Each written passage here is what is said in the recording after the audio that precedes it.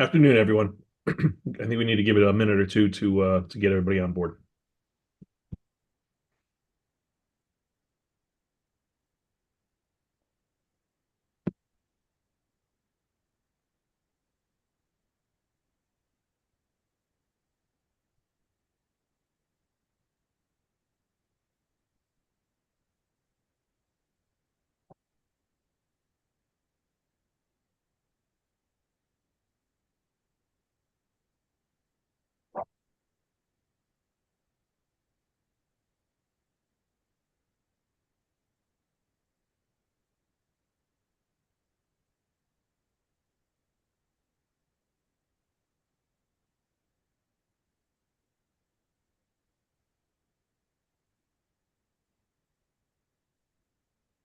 I think Sam is on here. Sam, do we have is it Brianna, the our new clerk?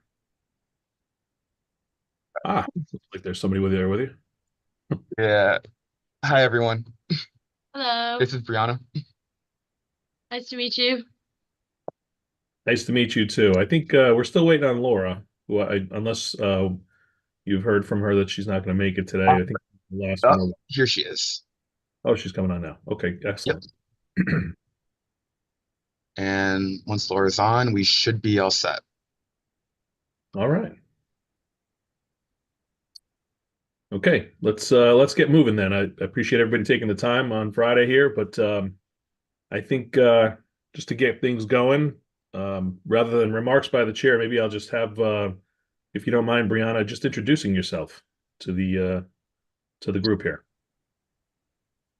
Hello, my name is Brianna Horton. Some background about me. I have my master's degree in social work with a concentration in community action and social policy. So, this is right up my alley and what I've been gaining experience towards for the last few years. I received my bachelor's degree in social work from Central Connecticut State University. And now here I am. Well, welcome aboard and thank you for being Yeah, I'm very here. excited to be here with the CGA. Excellent, excellent. Um, well, with that, I'll move forward here. I just want to give a quick remark or a quick comment on my outreach to Representative Steinberg. I did have a chance to connect with him via email regarding an extension for our deadline, which is coming up very soon. He did voice an interest in extending the deadline, but we haven't been able to hammer out the details yet.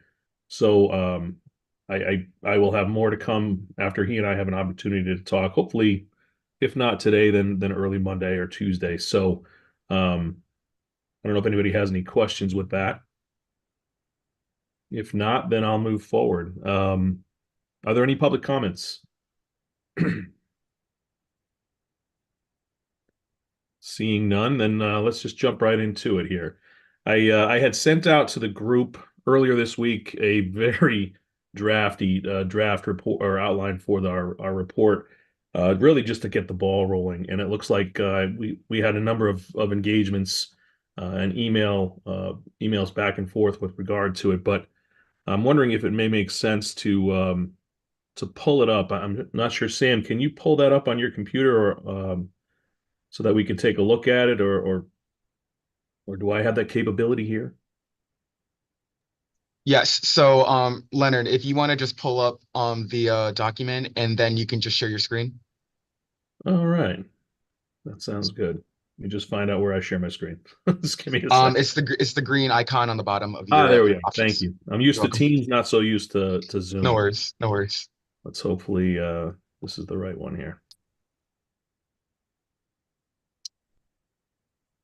Okay. Is everybody seeing my screen? Yes, looks great. All right, excellent. Um, so let's just move on forward here. As I said, I put together just a very quick draft to try to get the ball rolling and the conversation moving with regard to how we're actually going to structure this. And there was some really good points that were sent out over the course of the week here. I know that I had heard back from Mariana. Um, I believe Eric sent some comments as well that were possibly a little bit separate, which we could probably get to maybe towards the second half of the meeting, if that's all right. And I know John Piccirillo, who may not be on today, but he had some comments as well. So I figured I'll just open it up for discussion. And I apologize. You'll have to raise your hands. I don't really see everybody here very well with my screen sharing. So generally speaking, I think I'm working off of Mariana's comments here. You know, there were a couple of people who mentioned we add an executive summary. I think that's pretty straightforward, pretty easy, unless anybody else has any other thoughts.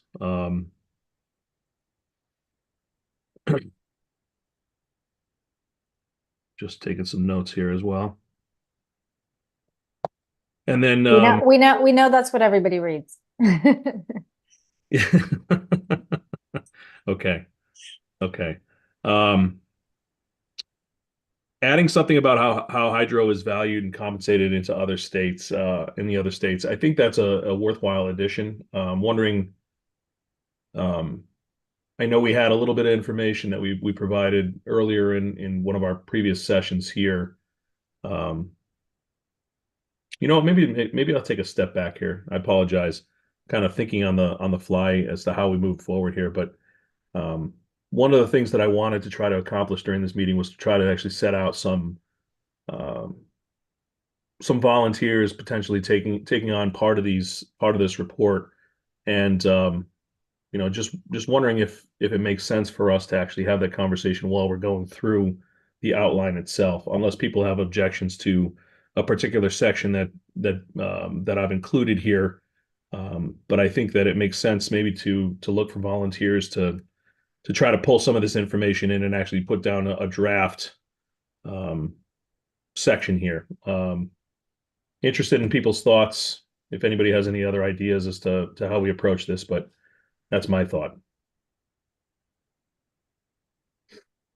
I support it. I like the idea of starting to assign sections to different folks. Okay.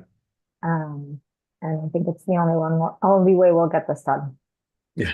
I think that was Mariana, but I agree. If whoever said that. All right. Well then, you know, starting off with the introduction, I'm happy to actually try to put that together if people are okay with me doing it. But when it comes to, you know, starting out with the existing environment, I do agree with Mariana's point here, adding a piece into this that would include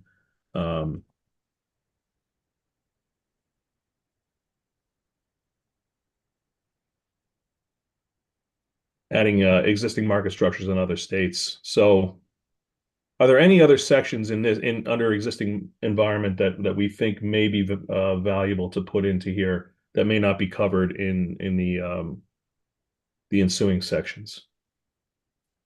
I sent some comments about 1 hour ago to everybody on a version that I doctored up with green edits. Did everybody get that okay? I sent it just about an hour ago. I apologize, I didn't see that, so yeah, with the attached.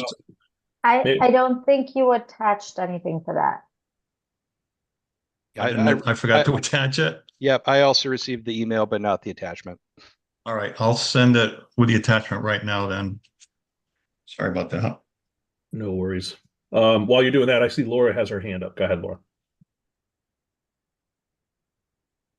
Yes, I just want to discuss maybe a step back. We're listing the membership of this group, and then later we're talking about bios. I know I'm not the only one. I think Eric's in a similar position. It's not, we have to discuss how to do this. As the only NGO in this group, there is a good chance that whatever the final document is not something I fully can agree to or sign on to. And so I have to understand how that was going to work, especially if I'm listed as a member and then a bio, because it implies that somehow I signed off on everything. And so I just want to understand how we're going to be doing that kind of thing. So I think, so this was just my perception, and perhaps I'm mistaken, but my view on the document and the report coming out of this task force was to provide a pretty comprehensive approach. And if somebody either either if somebody disagrees with something that we include, that would be noted very specifically, and to why, or ideally, which it may not be possible, that we come to some kind of a consensus that everybody can agree with. Yeah, I mean, I would hope for a consensus too. I'm just throwing that out there because, for example, I know that DEP has the same kind of thing. They can't just, sign on to it and say, hey, this is our stance. It doesn't work that way. Same with my organization. Understood.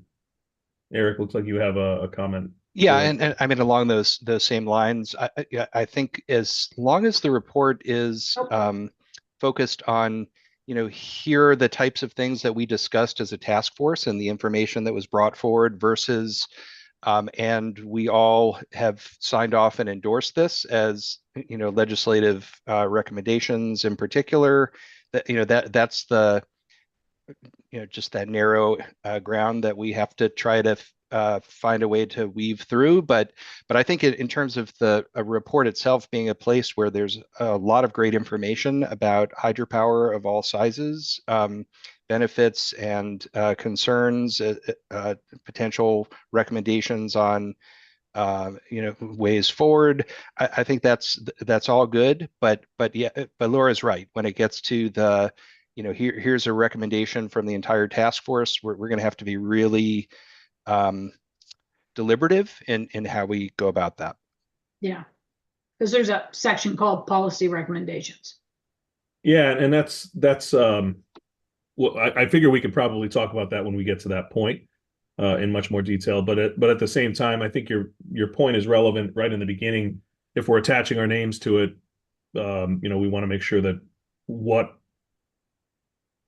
our points are and what our perspectives are well documented.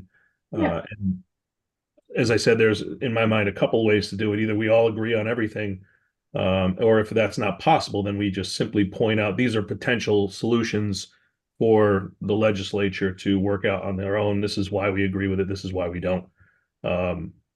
Which would be my view. I would have been more comfortable if this group was a little more balanced, but it's not. So I just want to make that clear that I want to be careful about that. Understood.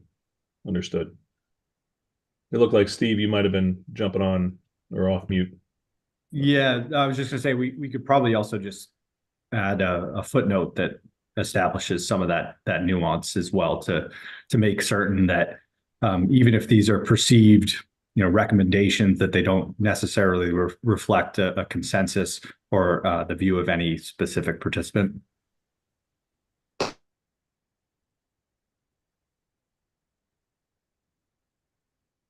I think that works out. Alicia? I'm jumping back to two here. Not a good place to put this, but as an amendment, we should put the existing statutes in the report, because it's helpful for legislators to have that right in front of them. So I think I have most of that put together and can provide that. Do we want to keep that in the existing environment specifically, or do we want to add that as part of an appendix or? I think it should be an appendix. Yeah, I don't want to put it in the body. It's too cumbersome. Yeah, that makes sense. And I am going to continue to just doctor this thing up as we move along. Go ahead, Duncan. I see your hand. Right. So the statutes, what are you talking about there? The RPS in class 1 and 2 and 3? Well, anything that relates to hydropower and relates to these discussions. Yeah. And the class 1 definitions, definitely. Right. Because I hope that the talking about class 1 is just one part of what we end up talking about and possibly recommending. Secondly, I just sent to everybody, sorry, I forgot it to attachment in my email I sent, but I just sent an email to everybody with attached Len's outline with some of CSPPA's basic draft comments to it. Okay. Thanks, Duncan. I obviously, now that I'm sharing my screen, I can't really look at that at the same time. So if we want to, as we're going through it, if you have recommendations that you attached in there, why don't you walk through those as well, so we can discuss it as we move along through the document. But so sticking with, I guess I got ahead of myself here going into two, but introduction, with regard to the membership, including bios at the, and, at the appendix as well. But is everybody actually comfortable with identifying the fact that you're part of the task force? I think that's kind of a basic question. Does anybody have any other concerns besides what Laura just brought up? And Laura, does my recommendation or does my recommendation cover what you were concerned about? I don't think I'm going to be able to answer that until we get farther along and I see what things are and how we're wording it. If we keep a section called policy recommendations in there and I disagree, or my organization disagrees with policy or recommendations, there could be a discomfort with having us listed if I think it looks like we're signing on to this. Understood. Okay. Anyone else? This is Steve Cadwallader with Pura. I don't want to speak on behalf of Chairman Gillette as to her willingness or desire to be listed as part of the task force. I know Pura's views its role as fairly limited, just looking at ratepayer impacts and not necessarily signing off on the various policy proposals. Okay. And I think I think seems like there are several of us that have concerns with signing on if we don't agree with everything. Should we take the approach then that whatever comes out of this group has to be basically unanimously agreed upon? I mean, that's that's an approach as well. That way, everybody. I mean, we're all part of the task force. The product that comes out of this is reflective of everybody in this group. One thing that could be done is you can have consensus recommendations and non-consensus recommendations, or have consensus recommendations and then in an appendix include other options that were not consensus. Eric, go ahead. Yeah, just to say, I agree, and I appreciate, Len, very much your offer to make this a true consensus report. But I'm also concerned that might be so potentially watered down that it won't be very useful at the end. But to be able to distinguish between consensus recommendations and non-consensus recommendations, and there are things that Laura and I and others might have to make very specific with in the recommendation section. But some of this, I guess I'm comfortable with us addressing it when we get there too, because we will have to see it and be comfortable with it at the end of the day. But it's just important to raise those sensitivities up front. I guess my only concern, what I don't want to do is have people's names not included as part of the task force, because obviously we all are. We don't all have to agree on everything, but are we comfortable as long as we have some kind of if we have consensus recommendations, we can identify that. If there are not consensus recommendations, we can discuss later on whether we include it in some other fashion later, down the road, or don't include it at all, which, to your point, Eric, may water the report down as to be useless. But I do want to make sure that everybody is comfortable with being identified as a representative of whatever organization was appointed to this task force. And Laura, I'm sorry. I was going to ask Laura specifically because she brought the issue up. If that's still a concern, I guess we can kind of table this till towards the end and see where we land, if that's more. I mean, I like where the discussion's going. I think there are things we're going to be able to have consensus on.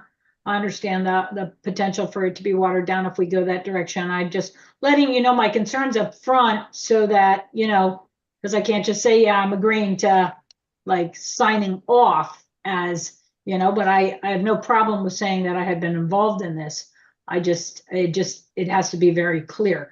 I mean, it gets back to, again, the uncommon dialogue. The uncommon dialogue was uncommon because it was a pretty well-balanced group of people making, coming up with kind of consensus decisions over a long period of time. This is kind of a rushed group, heavy focus on the industry, and, you know, so that's, I just want to be careful about that. Understood. Okay. And I guess these could be framed too, if there's no consensus, as just policy considerations as opposed to recommendations. Like wording matters. It sounds like a small thing, but there may be a way to get this to a point where it means something without discomfort amongst the group. Yep. I'd actually be in favor of doing that now, Steve, ahead of that piece of the conversation, if that's agreeable to everybody else. I actually prefer considerations. Yep. Because frankly, we're not policymakers, so that's probably a better word than the one I used in my proposal. So, okay. Well, moving back to section 1, is there anything else that anybody wants to discuss on this before moving to existing environment? I don't see any. So with that, I'll just move up to section 2. I did add, as I said, existing market structures in other states, which was a recommendation Mariana had sent earlier today or yesterday. Some of the other stuff is pretty basic information. I mean, number of hydropower facilities, the capacity and contribution to carbon-free generation is pretty straightforward information. I did include a number of unpowered dams in the state and a section for potential for new development on those specific facilities if it makes sense. And I would have a comment on that, just again, for the sense of balance. Number of unpowered dams in the state is just a number. We can all get to that. Potential for new development is opinion based on, data that hasn't been gathered. So I don't know how to balance it, but there's also potential for removal of dams as well. It's just the problem is the reason we don't put lists out for potential for removal is because we believe in talking to owners prior to putting them on some kind of list, So I just want to point that out now, that the potential for new development, again, how we're basing that, and is there a balance to have some kind of discussion about, I know that in the regs there are requirements for that, not considering dams that are being considered for removal. The problem is there are no comprehensive lists of dams that are being considered for removal. Would it be fair then just to make it much more vague and simply say that there are 4,000 plus, whatever the number is, unpowered dams in the state of Connecticut, and that there are very, very small number that would potentially be considered for powering, the vast majority of which of the others are not, and may be considered for removal? I mean, just keeping it that. Yeah. If we can do it something like that. Otherwise, if we're going to leave something in like potential for new development, I would want to truly understand what kind of requirements we're basing that off of, and how much we've investigated these other issues. For example, I know the list that Duncan gave at the beginning, some of the ones that he included were either already removed or under consideration for removal. Mm-hmm. Yeah, I don't think it's up to this group to figure that out. I think that's more if we keep that as vague as possible and just simply identify the fact that you have both considerations, but the vast majority of dams are not under consideration for powering. Mariana, I saw your hand up, and then you pulled it down. Yeah, I was going to add something, but I don't know if it's quite as relevant. But the other thing we can do is say, basing it off of what Duncan put together, like this is the potential. Please note that this hasn't been cross-referenced, or we would need to make sure that none of these dams are in a list for removal, and that would have to be part of the process. But I do think sometimes it's helpful to see like the universe of what are we talking about here? 300 megawatts, 5 megawatts. And so I feel like that gives a reference point, or maybe we can just name it like, look, Duncan's association has come up with this figure, but note that this hasn't been cross-referenced, or there's been no analysis made in terms of if there's any dams that would be in the list for removal. Yeah, I'm less comfortable with that, but yeah. You said less, Laura? Yeah, I'm clearly less comfortable with that. It gets right back to what I just said, is that what are you basing that on, and what other information you have, and the fact that you can't per se put out lists of what is under consideration for removal or not. There's no balance in that. But I see that Duncan has attempted to raise his hand manually again, which I fully understand because I find it difficult to find the button too. And Alicia has her hand up as I was well. going to say Alicia had her hand up for a minute. Okay. So I'll Oh, jump. no, Duncan had his physical hand up first, his human We one. did. Go ahead, Duncan. Right. I realize that we won't be able to come in and be totally accurate with these lists. I don't really understand the harm of being off with these numbers on potential out there. I mean, what's the problem with saying we have 50 potential dams or we have 500 potential dams? I mean, what's the problem with that? You know, what I have in the report, and I guess my source was a Connecticut Hydropower Resource Assessment, Idaho National Lab Hydropower Program, and it's kind of old, it's 2005, what have you. But you can see on the one that I just sent to everybody that I say, and it's in my study, the number and megawatt of okay, where am I here? Unpowered dams is 50 undeveloped dams, 47 under 3.5 megawatts, and 3 over 3.5 megawatts. So that's only ones that somebody considers to maybe be feasible. Who knows? We don't know if they're feasible or not, really. They certainly aren't feasible today, not with the prices the way they are in the FERC regulations and costs of all that. But anyway, those are numbers. So we can include that or not. I mean, I don't see any harm in including it. I'd be pleased to change it if somebody wants to modify it, if somebody thinks better. But going to the top of this, while I have your attention, starting with Roman numeral 2, little a, I suggested putting the word a number of operating hydropower facilities in Connecticut, total capacity or contribution to carbon-free generation. I don't know why. What is that wording about carbon-free generation? What's that for? Do we want to come up with a number of how many tons of CO2 hydro is displacing here? That was what I was coming up with, and I'm okay with changing to operating hydropower facilities because there are several that are not operating, but may still be counted with the capacity, but probably shouldn't. My reference to this was essentially trying to connect this to the state's carbon-free goals, so that the legislature themselves can actually see, okay, there is, I forget what the number is off the top of my head, but several hundred megawatts of carbon-free resources that we're talking about here, rather than a dozen or 10,000, so to speak. Right. So okay. So you maybe we're thinking of putting a number in there, saying something like the operating hydro in Connecticut is currently displacing X tons of CO2 emissions per year, right? I don't know if we can actually come up with that number because it all depends on what's on the grid at the time. I think I was more thinking of, a certain number of megawatt hours per year of carbon-free generation. Okay. Very good. Right. So on this operating hydro facilities, what I have is 27 facilities operating. 20 of them are under 3.5 megawatts. 7 of them are over 3.5 megawatts in Connecticut. And as far as megawatts of those 27 facilities, they represent 158 megawatts operating. 22 megawatts of that is under 3.5 megawatts. 136 of that is over 3.5 megawatts. So in a little b, I added the words, when you say number, I said number and megawatts of unpowered dams in state potential for new development. And what I got is 50 undeveloped dams. I went over those numbers. And then I added a c, number and megawatts of recently decommissioned hydropower facilities. This, I think, is important.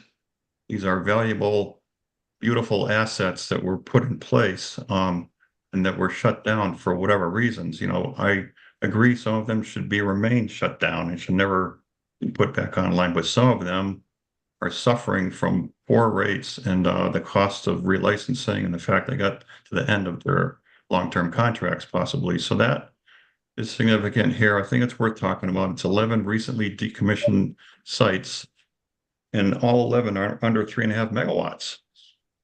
That's a total of 8 megawatts, recently decommissioned, all of which is under 3.5 megawatts. Then in D, I said, well, I thought this D Duncan, would be covered. before we move too far here, I want to stick with Yep. A and B if I might for a second. Sure. Because it looks like Alicia and Eric both have comments, and actually I had a response to Laura or a potential thought that we could move forward with that may be worthwhile discussing. But go ahead, Alicia. So I'm going to just partially disagree with Laura in that I think understanding the true potential, or at least a good approximation of it, because one of the things that needs to be determined here is whether any sort of incentives are even going to get us close to our clean energy goals. Why, if we find that that is not the case, why would we recommend incentives? And it's something we need to take into consideration, and I think the legislature needs to take, and DEP needs to take into consideration moving forward. Not to create incentives where it's just not going to be worth it. So I think it might be helpful to agree on a number. The numbers that Duncan did put under B does still include dams that don't exist or have been taken offline or actually are generating power, so then they can't be counted in potential. So if we could just come up with the numbers without creating this list, that would obviously, Laura, I totally agree.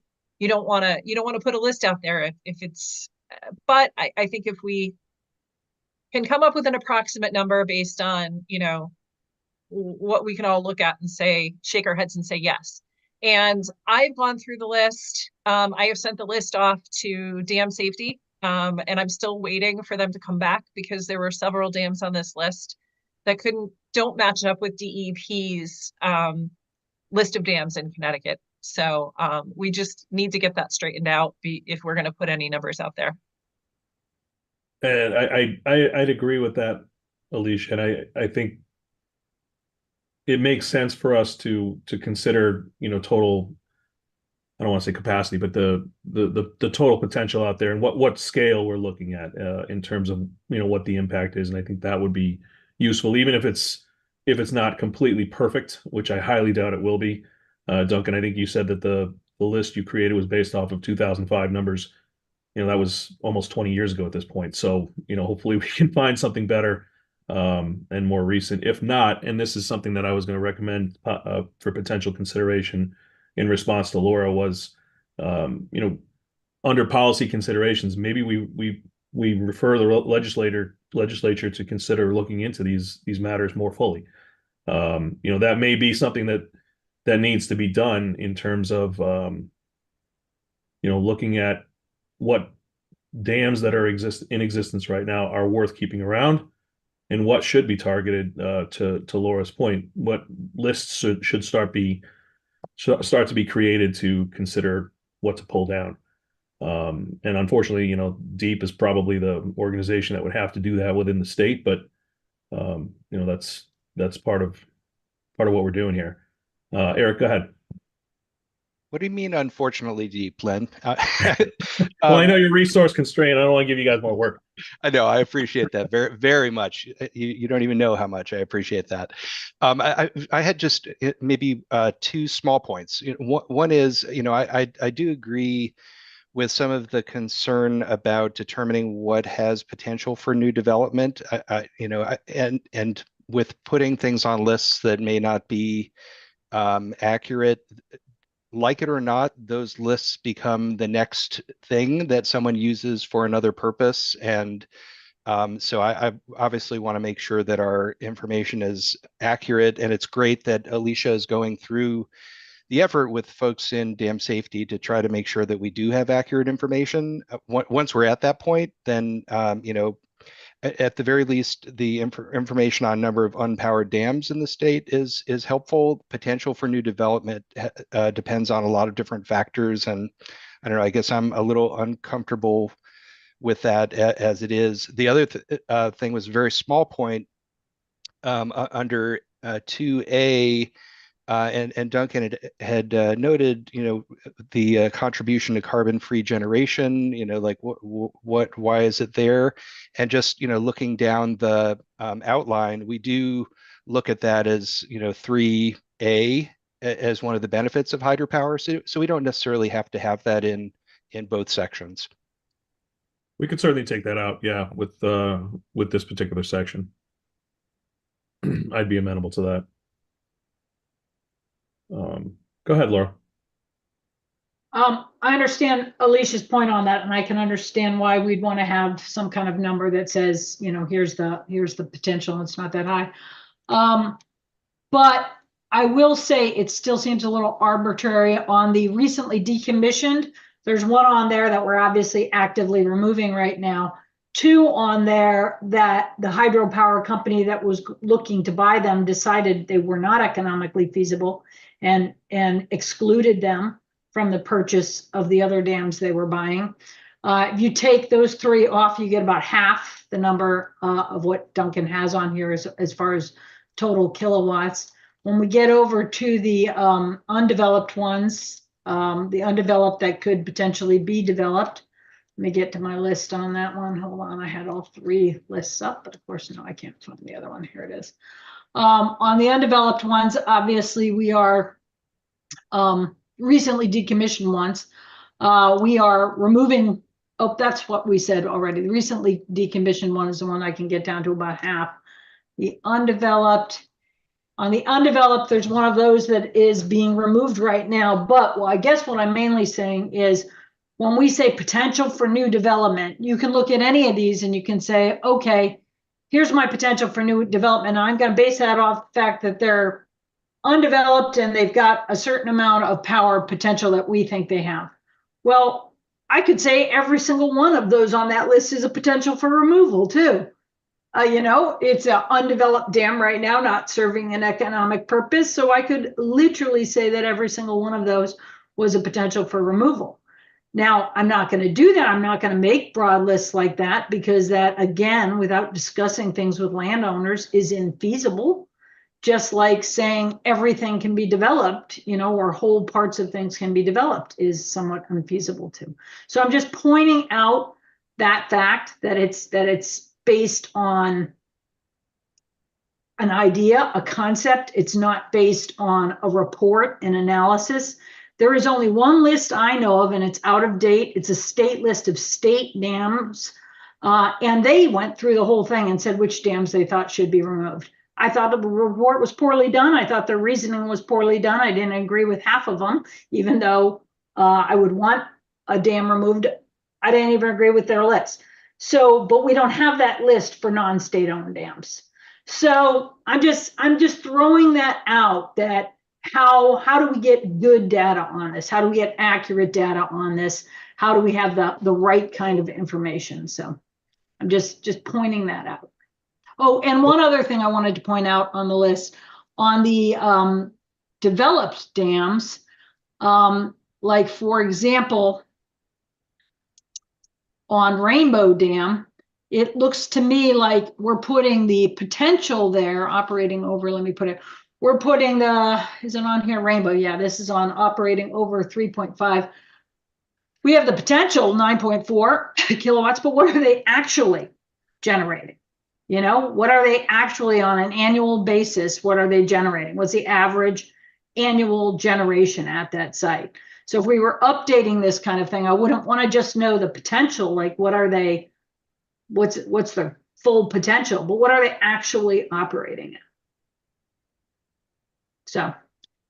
Well, I think that I think I understand where you're coming from, Laura. I think the difficulty, obviously, for this group is going to be trying to put together. I don't think we can put together a list ourselves, and I haven't found myself anything that looks like a recent comprehensive list of potential that we can reliably use. As I said before, this could be something that we mention under policy considerations that this information is missing and that it needs to be updated if possible by the state before policy considerations for those types of issues are put into place. Does that make sense? Yeah. Just want to point those things out. Yeah. Go ahead, Duncan. I see your hand.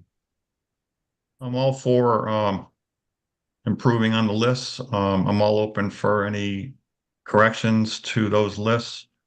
Certainly want to take Kinneytown out of there. I totally agree with that. I hate Kinneytown. I don't like what Yeah. Kinneytown is doing to the word hydropower, and I it's agree. no reflection of us at all. Okay, and I wish Kinneytown never existed. So I'm going to be taking Kinneytown out of there. I guess it's on one of my lists. I need to look at that. Let's just. And I Lower really like us to Collinsville. just. I really like us to just move forward in a reasonable fashion here to get to the purpose of our task force of porting on the existing hydro resources in Connecticut. If our lists are off, what's the problem? What's that going to hurt? Are we worried about incentivizing projects that you don't want to incentivize? I don't think that's going to happen. And as far as things like Kinneytown, you say, all right, Kinneytown, I got it listed as 9,400 kilowatts. Well, maybe that is the nameplate installed capacity of Kinneytown. It's right there on a nice brass plate on the generator. It's not the kilowatt hours it's doing per year. And what does it matter? I think installed kilowatts is correct on most of these, but if there's any that need fixing, I'm all ears on that. Would it And make the ones sense? that are not, the projects that are not economic, I agree. Personally, I don't think hardly any projects are economic to rehab. There's no projects in Connecticut right now, no existing dams that are economic to put online. Not the way the numbers are, not with the RECs and the energy rates so low. But if those numbers come up, then maybe some of those will come in, but I still don't see it being a big number. So that's my take on all that. Go ahead, Mariana. Thanks, Len. I just wanted to make a suggestion. I want us so that we can all move forward towards, I think, section 6, which is the policy recommendations, which is probably the most, or consideration, sorry, the most challenging, but also the most pressing. Can we perhaps, as we go through the rest of the sections, specifically, for example, for this existing environment, I feel like there's folks on here like Laura, Alicia, Duncan, who can maybe, I don't know if that's possible, but perhaps separately try to come up with some consensus of what could be presented there so that the rest of us can work on other sections and move forward. It's just throwing the idea out there, but also recognizing that I think it's the policy considerations which are going to be the most important result of this task force. I would be in favor of trying to divvy this up. I think we initially had that inclination, and we've kind of been bogged down in the conversation. But I think that it would be a good idea for everyone to kind of break apart some of these pieces, and even approach it from your different perspectives and bring it back and with a draft and just say, okay, this is what I want to make sure is included in this.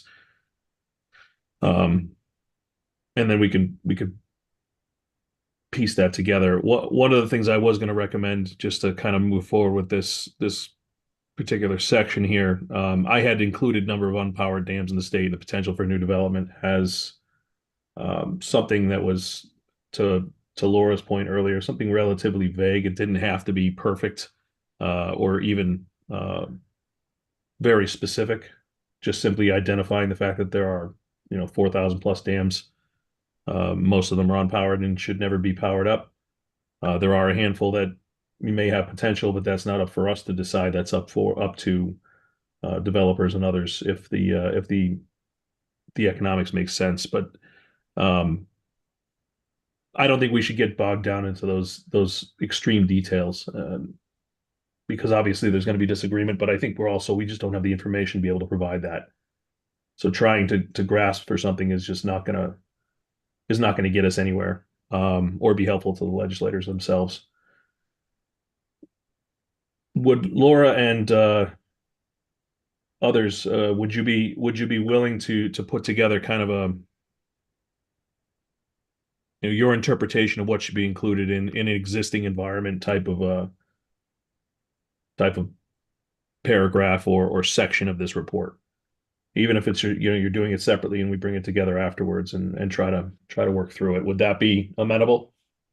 Yeah, the only problem is the data's not out there, but based on what Alicia said earlier, maybe it's worth the effort to, like she said, she's been talking to the state and everything else. The data's not totally out there, but yeah, I'd be willing to work more on that particular issue separate, so that we're not bogging down this conversation. I agree with that. I'm on board. Good. That's helpful. That's helpful. So moving forward then to it looks like, C, D, and E, and I had included in just simply just outlining what are the existing opportunities and options here. I know Duncan has very strong opinions on each of these. I know my company and Steve's company both have experience working through some of this stuff, just to try to outline and specify what is actually in existence today, without any recommendations or anything else, just to kind of table set for the report itself. Is if between the industry representatives, would everybody else be okay with us trying to take a cut at that? And I don't want to volunteer Steve or Duncan, but would you guys be willing to work with me on that particular section? Yeah, I can chip Okay, in. so you're talking about C, D, and E, Len? Yeah, just basically outlining what the markets look like, what revenue streams are available to hydro, such as they are for various types. Right. And I got a note on mine that says these are covered in section 5 below. So how is this different than section 5? Well, I think this is literally just saying this is what's out there right now, whereas section 5 describes what the impacts are and what the challenges are that pertain to individual hydros, maybe getting into more of a description as to why it matters, as opposed to simply in section 2, it was literally just this is what it exists right now. We'll talk about it Right. later in section 5 as to what the impacts are. Right. Understood. So what is out there right now that hydros in Connecticut can obtain regarding RECs and energy compensation, right? Yeah, ancillary services, capacity, RECs, et cetera. So, Sure. Yeah, I'll be willing to work on that with you folks. No problem with that. okay, that'd be helpful. Yeah. That'd be I the added existing market structures in other states too. We have discussed this a bit to a degree. We can codify that to a point. I don't think we need to go crazy unless there's something that applies specifically to hydros that exist in Connecticut. We probably shouldn't include that. So, for example, if California has a program that we like, we obviously can't participate in that program because we're not connected to the California ISO. So we probably shouldn't include that in this particular section right here. That would be my take on this. And I don't see any objections to that approach. So we're keeping it essentially existing market structures in other states that would be applicable to Connecticut-based hydropower. Okay. Okay. So then moving forward to benefits, and this is obviously the plainest charge that we've had from the legislature on this task force as to what we're supposed to accomplish here is to outline these benefits. Obviously, we included a section 4 that would include the drawbacks and whatnot, but similar to what I just tried to divvy up there, would people be amenable to the industry essentially taking a look at, okay, these are the benefits of hydropower and taking a stab at that first draft of this section, outlining the benefits themselves? Sure. Okay. That would be my approach to this. And then similarly in section 4, I was going to look to Laura, and I know, Alicia, you're not technically part of the task force, but um, obviously being heavily engaged, if you folks, and potentially Deep as well, if you'd be willing to take a look at drawbacks and environmental impacts. I know that the dam safety issues are forefront of everybody's minds over the last couple of weeks here in the state, but also the environmental impacts in particular. I look to you folks as being the experts on that. Yeah, I'm fine with being involved in that section. I'm not sure I should be a lead author just because of my schedule, but we will see. Laura, I'm on it. Okay, great. And I do have a lot of good information on that. Additions to that are also issues relating to drawbacks to recreation. I know you mentioned it as a benefit too. It can be both depending on what kind of recreation you're talking about, and safety is the other one. Dam safety, as we just saw with Fitchfield Dam. By the way, Duncan, I think that Fitchfield Dam owner is also one of those kind of dam owners you would hate. It seems like he was not just delinquent in his dam safety stuff, but he's been pretty delinquent in environmental, just in general. Yeah, thanks for that info. He's not a CSPPA member either. Yeah. Yeah, there's definitely bad apples out there. Anything else for this section here in terms of drawbacks, environmental impacts you want me to include just on the outline itself? We can obviously add down the road too. This is not something that we're going to close off and be done with right away. This is more. Yeah. No, you're just giving an outline, but no, those make sense to me. Those make sense to me. And in the end, I don't think they should per se be point counterpoint. They should just be thoughtful discussions on both sides of those issues. But yeah, I would agree with that. I think that highlighting benefits and then highlighting the drawbacks, I think they almost are their own separate contained areas that really this is information for the legislators to use when they just consider give you background. Yeah, so I think that would be the right approach, Laura. I think, I don't know if I would add it as a new bullet, but can you go up just one, scroll down? Yep, yeah, thanks. I'm wondering if we just want to add to D the cost of decommissioning as well, since it addresses costs. He kind of has that in C. Challenges Okay. in remediation of dams once they've reached end of useful life. Oh, yes. That's what I was seeing as more like the whole walking away from a dam that you're no longer taking care of or decommissioning. Yeah, you're right, Laura.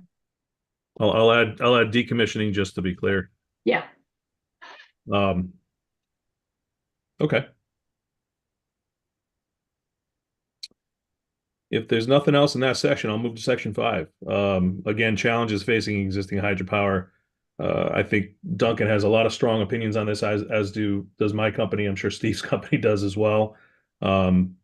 We can take a crack at this as well if anybody has any objections. I'm giving out assignments and I apologize, but No, but you're doing them in a logical manner. Okay. If no objections there, then I'll just move forward to there's only these aren't objections, these are just points. Yep. On D, 5D and 5E. 5D, contributions to Connecticut environmental goals, that gets back to the impacts and the benefits. So while they might have contributions to the clean energy goal, it's a balancing of what there are other Connecticut environmental goals and impacts. Now, potential, because we've already laid out the benefits and the impacts, that doesn't need to be said, but just the way that that's worded right there, it seems kind of like it's mainly thinking about that they just have contributions to the environmental goals. And then the climate change impacts, again, a drought, more frequent big storms and everything, that is also an interesting double-edged sword to me as well. Whereas, impoundments obviously give us ability to have a more resilient water supply and ability to get water, especially in a time of drought. The impacts of dams are pretty significant when it comes to responses from the ecosystem to things like droughts and ability to move and have connected systems and stuff. So just keep in mind that D and E to me, when you guys write those up, I will likely end up having a decent amount of comments on D and E, unless kind of you're thinking a little more holistically there. When I included this, what I was thinking was literally just operational challenges. Yeah, yeah, I Operational think, financial challenges that yeah. face hydros. I think would it make sense to include those comments in the section above the drawbacks, environmental impacts, and that sort of thing? You know, I'm just trying to be fully transparent right now. I'm not disagreeing with your list and the fact that you're going to be talking about those challenges facing hydro. I'm just letting you know this before you write it, so you can get a little bit of insight into my mind and what I'm thinking about, you know. But you're right. You might write those in such a way that it's so much just talking about the challenges facing the industry itself that it's undeniable. Those are your challenges that you are facing, and you know the challenges you are facing. That was where my head was, but obviously, Yeah. let's see what we write. And you know, if they're written up that way, then that's going to be totally fine. Anybody else? Well, I really liked the word operational that you used there, Len. Maybe if it's just not just challenges, but operational challenges facing existing hydro, I think that helps to focus it in a bit. I had included financial as well, if that's okay, but being much more specific, I think can help us as we're moving forward. Yep. Okay. And then policy considerations. So obviously, this is going to be the most debatable, I think, with what we come up with, and how we approach this. I think might be the best way to talk about it right now. More to our earlier conversation that Laura brought up right in the beginning here. Do we want to seek policy considerations that are consensus considerations? I think it would be ideal that we have some. We probably won't agree on all of the others. Are we, and this may be a loaded question because it may not be answerable at this point, are we able to include policy considerations that not everybody agrees with, but that's pointed out that various parties disagree with this? Or is this something that we want to very specifically say that, you know, if we don't have consensus on something, then we're not going to do it? No, I think maybe potentially if we're very clear with, hey, you know, the industry representatives on this feel very strongly about this, but this is not supported by the environmental. I mean, then we're being very, very, very clear on that one. Okay. And I hate to use those words too, by the way. I don't mean to use those words, the industry versus environmental. I know you guys are environmental too. Okay. So I'm just using those as names. I don't mean it as any kind of insult. Not at all. It wasn't taken that way, at least not by me. So then does it make sense for us then to try to go through what we have here? I only listed a couple or three of them that I know we had discussed previously. And here I know, Eric, you had sent some information over with regard to the class 1 recommendations we had. Why don't we, if everybody's amenable, why don't we jump right into that, into A, which is seeking a change to the class 1 definition to include existing hydro under, I put X megawatts because right, I think we've talked about 3.5. I don't know if that's necessarily just an arbitrary number or, you know, if we came up with a reason for that one, but removing the vintage requirement, which is 2003 and later. Go ahead, Duncan. Right. There is a good reason in Connecticut for putting a line at 3.5, and I summarized that in my study. And also you see it in the numbers on what's above 3.5 and below 3.5.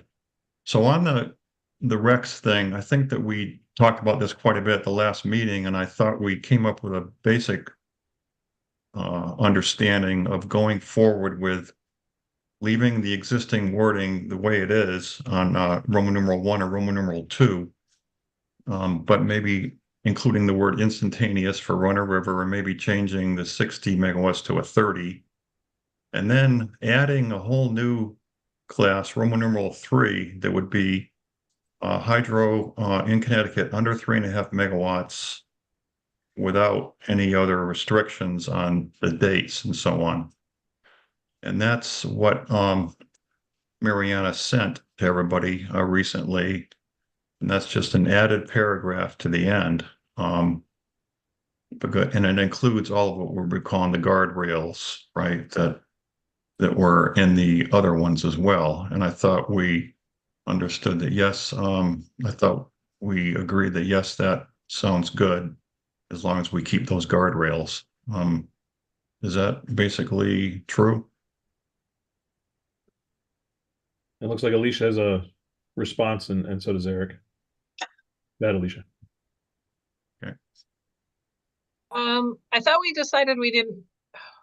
Well, I was just kind of looking up where that megawatt threshold was, whether it was in the class 1 definition, but I thought there was also a concern about the vintage requirement. I know at first we had said that, we didn't know why it was there, it should be removed, but then there was a concern that it might end up flooding the RECs and reducing the value of the RECs. So I think we need to explore that a little bit further. I don't have a problem leaving it in a draft, but it's something we definitely need to look a little bit more at. And maybe Eric he can expound on that a little bit more. Well, I mean, I'm in the same place, Alicia, in terms of wanting to better understand what the impact would be of doing this, but also, what I had raised at the last meeting, and I've continued to hear concern about from my colleagues at DEEP, is that to single out Connecticut, small hydro in the RPS standard is going to be problematic in terms of Commerce Clause problems. And I'm sure Steve has a thought on that. And what I had suggested in an email sent around, right before the meeting, was that one way to think about this is maybe to go outside of changes to the class 1 to enable a procurement authority for DEEP to be able, and the EDCs to be able to acquire additional small hydro as part of what the state can put money toward. And I suggested some language pretty simple. Just it could be a legislative proposal to provide procurement authority to DEEP and the EDCs for small scale hydropower, and it could be defined as 3.5 megawatts or lower if that's what we would agree to as a group. But it doesn't have to. I guess my point was it doesn't have to be done with changing what's in class 1. We can do that through another means if that's what we want to try to target. What that would allow folks at DEEP and the EDCs to do, in fact, is to target Connecticut-based, if we wanted to, right? Connecticut-based small hydro that had made investments in environmental improvements or those types of criteria, and it doesn't have to be done through class 1. So I just want to put that up. Adding a new section to class 1, as was proposed here, does get a little meaty, though I understand why it was done and why it also didn't include that 2003 language that's in the existing RPS statute. Go ahead, Steve. Thanks. Yeah, I'm to Eric's point, I'm perfectly comfortable if we sort of focus the policy effort outside of the RPS as, through a procurement or something like that. I think the RPS isn't just a hydro specific program. So if you start tweaking with eligibility, you start impacting potentially how solar and wind might participate in the program. Removing a vintage requirement and letting a lot of megawatts of hydro access the program would have a downward effect on pricing that could be negative. to other important generators, important technologies that are part of the state's goals. So doing it in a more sort of specific way outside of the RPS might be more meaningful, I guess. To Eric's point, I guess, around the Commerce Clause, that certainly should be a concern, would be a concern. However, there are other states, Maine and New Hampshire, that have state-specific requirements, and those have gone sort of unchallenged. So from a pure legal perspective, I think it's a problem, but it's not been something that's shown up in sort of any legal challenge to this point that I'm aware of. And then just a note, I did review Mariana's draft on that, and it didn't seem that the language matched up with the general statute. The piece on the relicensed hydro eligibility, as I saw in the general statute, is tied to after January 1st, 2018. And in the draft we saw, it said after the effective date of this provision. So I'm not sure where that came from or if I'm looking at the wrong thing, but just did want to point that out. If we are intending to change the RPS statute, we should be citing, I think, the correct language. That's helpful, Steve. I didn't notice that, but now that you mention it, it does sound right. Mariana, go ahead. Thank you. On your point about the language, you're right. We should check. My recollection is that it came from that bill that where the 60 megawatts were inserted, and that's where that to my knowledge, that's the most recent. But you're right. We should absolutely check. So I want to address the issue about commerce. And Eric, I've discussed this internally with our on our legal side, and our counsel has said that he's happy to talk to Deep Legal and see if this is something that they can talk out and see what could be done if it's something we want to pursue. So putting that out there. And then in terms of a deep procurement, I'm supportive of that, and I don't think it's necessarily mutually exclusive of allowing resources to also enter into or be classified as class ones. I don't think it's one or the other. Could be both too. Go ahead, Alicia. I just brought up the statutes, and yes, it is. I think what the reason that's there is because we were discussing bringing from 30 back down to 60, not only because, it was sort of done end of session, but also large scale hydropower is defined within statute as 30 megawatts or above. So we're looking at, conflicting definitions within statutes. So and that makes it interesting when you're also looking at what percentage can be sourced from hydropower in the energy planning statutes. So yeah, and I think we also pointed out earlier, or somebody did, that there are no, at least to my knowledge, and I think I've discussed it with a couple of people, and to their knowledge as well, that there are no run-of-river hydropower facilities in New England that would qualify as a class one that are over 30 megawatts. I mean, our facilities that are over 30 megawatts, I can tell you right now, are pond and release. They're not run-of-river. So I don't know who else's would, but I don't think there are any. So the impact of that statute is kind of besides the fact it does have an impact on RECs too, if they're able to source outside of New England to larger facilities. I don't think there are any, though. That's my point. Okay. I may be wrong. There may be something, maybe in New York or even Hydro Quebec is leveraging it somehow, but I'm not aware of it. Yeah, I think to Alicia's point, though, if there's no one that's going to avail themselves of the change, then you might as well make things consistent in statute. So. Sure. Okay. So as of right now, we have seeking the change to the class one definition. I would agree with Mariana. It's not mutually exclusive. I think it makes sense to add what Eric had mentioned as kind of a secondary policy consideration to this list. Obviously with the caveats, as we said before, that if some organizations do not agree with that policy consideration, we can certainly note that and make it clear that this is not a consensus recommendation. Anybody else on A?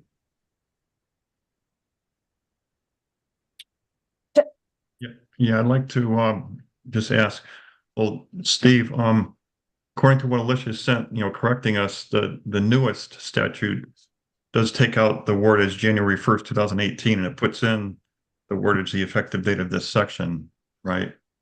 So what you sent, Mariana, is correct, right? Well, I thought I saw in the general statute that I went to, which said it was effective inclusive of 2023 changes after January 1st, 2018 in that section. If you Right, look and earlier in the section, Duncan, that's where the 2003 is. In X I or 1, a run-of-the-river hydropower facility that began operation after July 1st, 2003. And then further down, under definition 2, a run-of-the-river hydropower facility that received a new license after January 1, 2018. okay, so that So is the they're correct two one? separate sections. Yeah. All right. Yeah, it's a I'm small thing. just looking at the, right, If I'm it, looking at the one that you sent, Alicia, but as January 1st, 2018 in brackets being taken out, and then has the effective date of this section. The brackets are taken out. It's been a long week. Right? Yes. Yeah, but the 2003 is still there. Yeah. Yeah. And the effective date of this section means, what was it? July 2019. All right. Okay, we'll make sure we use the newest and latest and greatest. So I'm a little bit unclear on where things are going here. So first of all, I'm not convinced that it is incorrect to put in a Connecticut only. I know we talk about interstate commerce clause and all that, but I'd like to see black and white proof that we cannot do that, because it's my understanding that other state or states do that. Maybe New Hampshire. I'll look into that, but I'm not, maybe Eric, you can show me more of that in black and white if available, instead of just and if that is the case, so be it. We'll deal with that in some way or another. Now, I don't totally understand what you suggested, of having what PURA just at their discretion kind of look at projects and say, yeah, to this one and no to that one. Is that what it is? Without it being in the statutes? Well, it would be a legislative requirement for DEEP to have the authority to make procurements of small hydro. So so it wouldn't be Pura, it would be DEEP making those grants that might help to either start up or continue or improve efforts at small hydro, if that's what the direction was from a legislative requirement. So that's putting out something like that, that just doesn't have to be done through the class, dealing with it as a class 1 definition. And also I'll make the offer, Duncan, to your point and to Mariana's point as well. I'm very happy to have our attorneys here, talk with the attorneys at the Green Bank to kind of and come back to the task force with what we've hashed out between the two agencies. I think there's a lot of expertise that we can draw upon and be able to answer this question. Would it make sense to mention kind of separately, we have discussed, for consideration, I should say, these are not recommendations, they're considerations. We have discussed Connecticut specific opportunities. However, there are concerns. Other states do have state specific opportunities, but that's really, that's not for us to decide. I think that's up to the legislature if they want to approach that. That's their discretion. But for us we can maintain a section in this consideration, simply noting that other states do this. Connecticut has not availed themselves of this. It may not be legal, and that frankly may be against DEEP policy or Connecticut policy to avoid infringing on Commerce Clause or something like that, but that's not for us to decide. Well, and I agree with you, Len, that it's ultimately not up to us to decide in some ways, but I think if we can provide more clarity on that, the legal concern and question before we put out a recommendation, that's probably a good thing. So, I'll certainly try to broker that with you, Mariana, to have that conversation happen, and we'll certainly report back to the task force on that. And on this idea of a procurement, Eric, I just want to get clear with it. So this would be a scenario where DEP has the ability to just listen to a hydro owner and do an analysis and then say, you're good and we love you and we're going to give you Connecticut Class 1 and enjoy. And it does that outside of the Connecticut Class 1 statutes where that project would otherwise not be allowed. Is that what you're saying? It wouldn't be conferring Class 1 status. It would be giving DEEP the authority to be able to make investments to support various things related to small hydropower. So it's a little bit different, but and DEEP would of course have to have a RFP and make sure that it is fairly distributed, et cetera, et cetera. But it's the type of procurement that's done for clean power in lots of different forums already, and it wouldn't be outside of that. And in fact, on that point, in the note that I had sent around earlier, I had asked, because it was referencing specifically if procurement authority for DEEP and for the EDCs. Is there a need to also have that authority for the Connecticut Green Bank, Mariana? Do you already have that kind of authority? I was just curious while we're talking about the topic. Yeah, I didn't quite get your point there because we don't procure energy. Okay. So I'm not, I don't think it applies. Okay. All right. Yeah. Well, I know that there was an interest of the Green Bank making investments in small hydro. So I just wanted to make sure we weren't missing an opportunity there.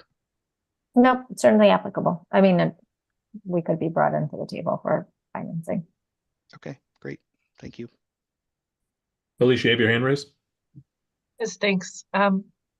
Personally, I think Eric's recommendation is definitely worth exploring, because when we talk about what, I think our conversation about dams that have potential, it really highlighted the complexity of all this, right? And DEP, has plenty of information on these dams. And I think they are certainly the agency that can make the best decisions on this, and RFPs are a public process.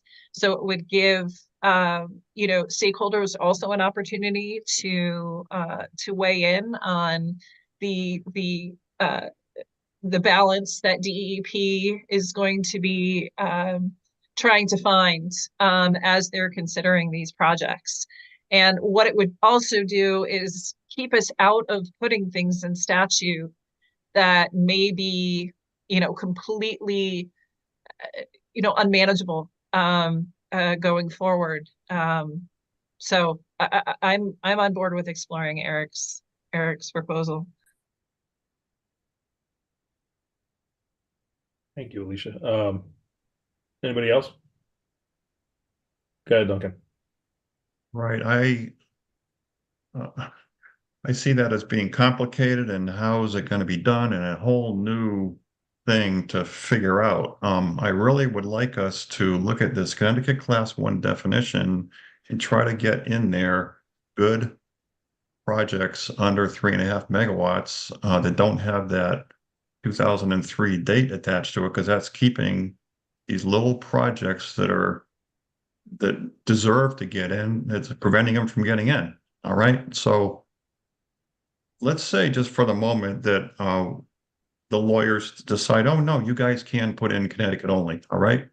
Do we have a basic agreement that the wording that Mariana suggested, that added paragraph that brings in under 3.5 megawatts in Connecticut with all your guardrails, do we agree that that would be okay? I mean, I'd like to move along here with getting something down that we all agree on. Under 3.5 megawatts is already considered. Uh, Well, it has that 2003 date attached to it. These projects Yeah, the came differential online would be before removing the- 2003. I Okay.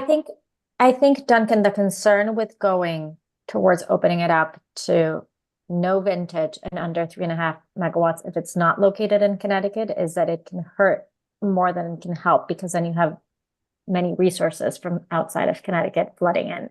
So I think we would need to consider if we cannot, if this wouldn't, if we can't make a carve out so that it's for Connecticut resources only, do we still want to move forward with this proposal? I don't know, but that's I think what we would have to consider. All right, understood. You're worried about the glut market of the prices going down. Well, it's good to be concerned about that. So let's find out about this Commerce Clause thing. And if it's a real thing, then let's do a plan B somehow. Eric's come up with some good ideas.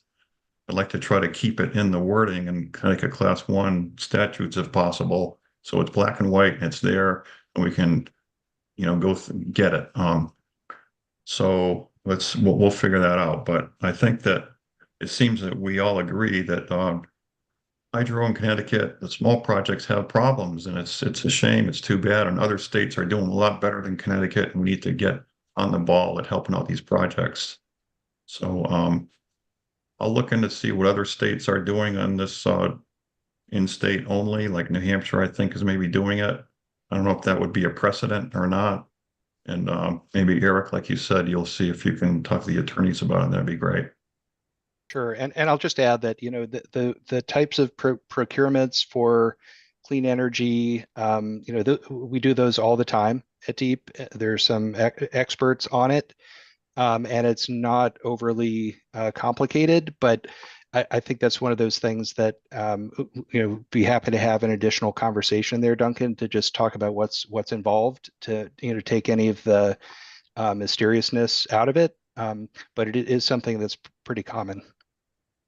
Would that be some new statutes that's passed for that, or is it there now? Just come on in and talk to DEP and see what we can do. Would that be a new thing?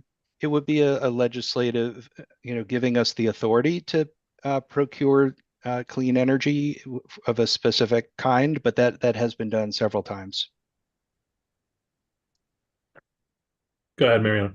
And I would just jump in here that, Eric, I like that idea a lot, and I'm supportive of it. And I think part of what's important is to have like sort of clear targets in terms like this is how much we want to procure by this time. Because again, we're all resource constrained.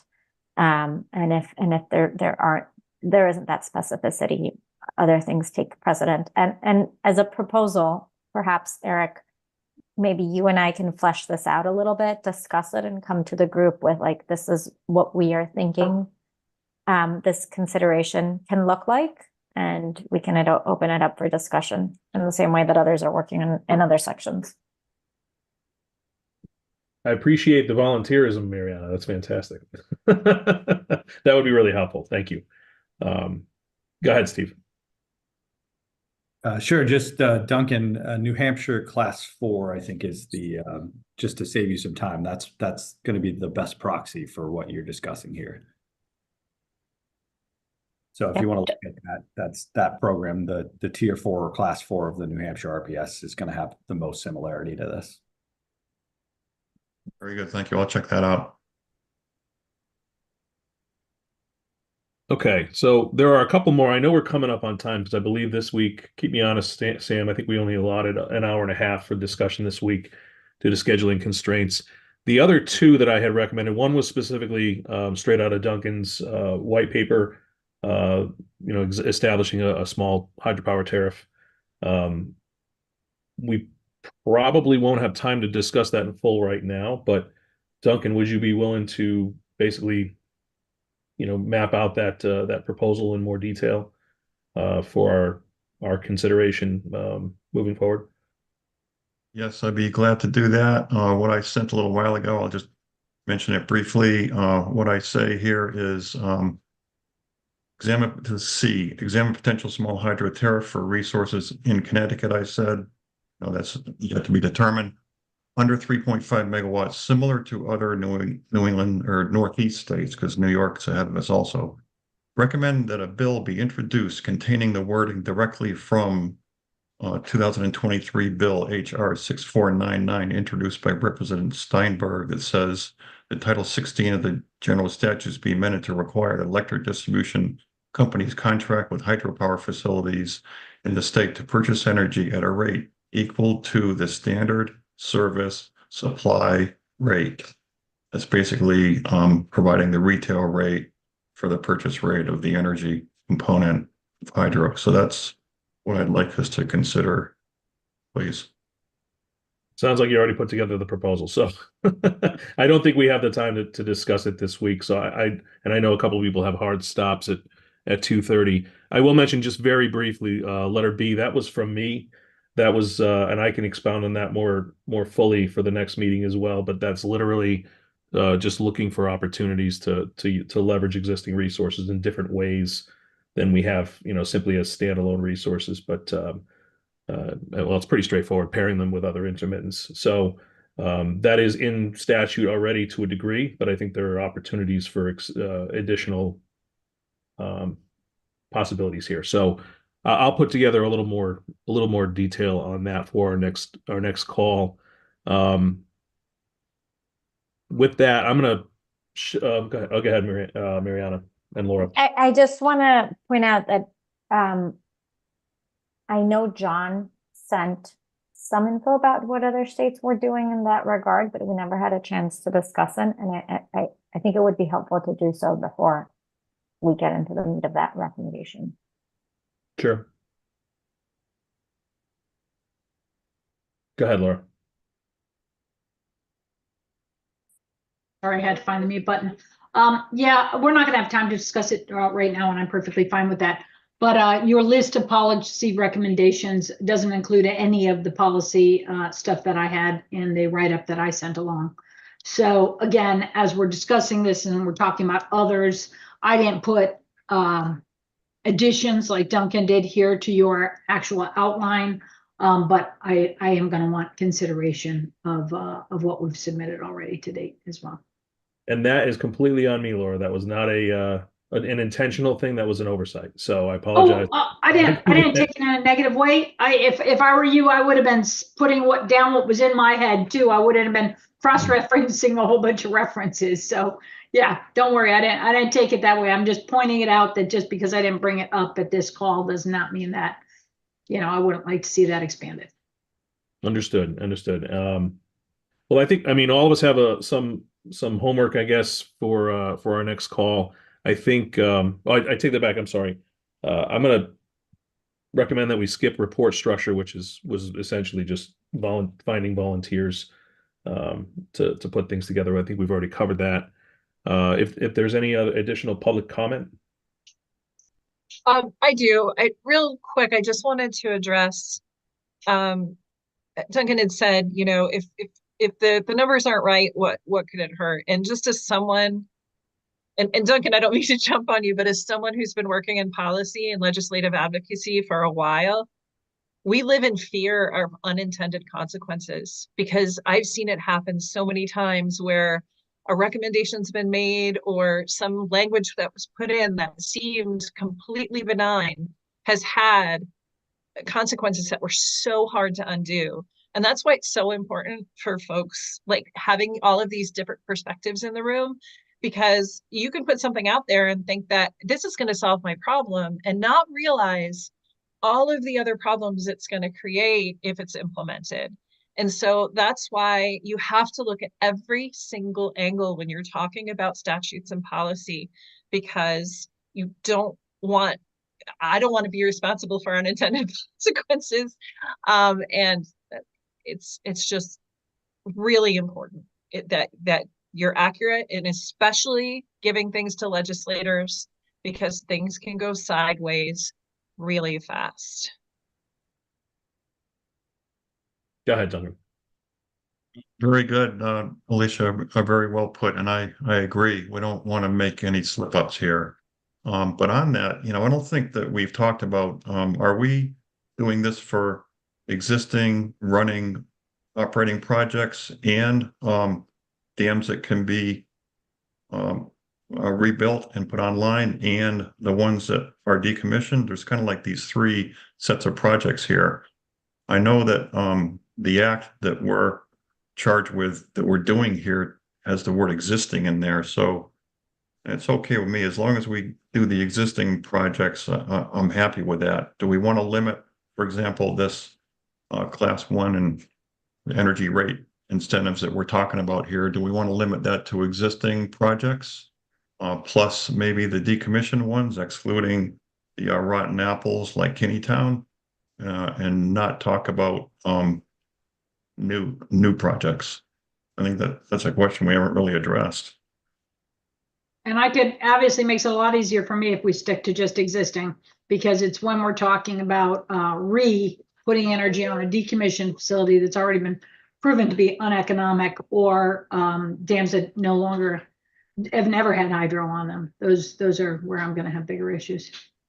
Right. So that really brings our definition down to specific projects. I mean, we have the list of those projects that we're talking about here. So it really cuts down the worry factor about doing something wrong here.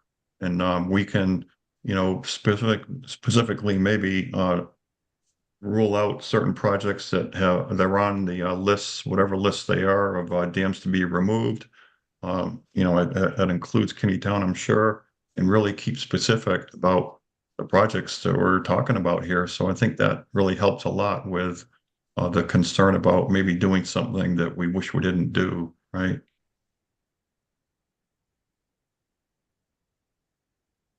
Okay.